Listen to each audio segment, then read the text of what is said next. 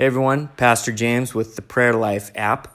I have one tip for you today, and it's about tags. Tags are one of the most powerful features in the PrayerLife app, and it is one of the reasons why I developed this app. You get into your tags by pressing on Pray by Tags in the middle or tapping on Tags at the bottom. That brings up a list of your tags. There's two ways to think about tags. Number one is categories. Things that God will put on your heart to pray for, like marriages or people that need healing, or maybe it's events that your church is doing. And it's a way that you can see all the things that you're praying for by category, or the things that God lays in your heart to pray for. The other way to think about tags is groups that you're a part of. Maybe it's a small group, or your church as a whole, or other groups that you're a part of, or your family.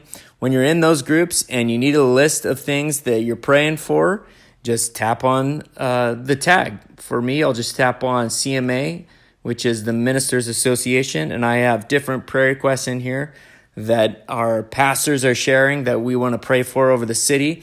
And I also have a list of all the pastors, and next to it, the church that they pastor at.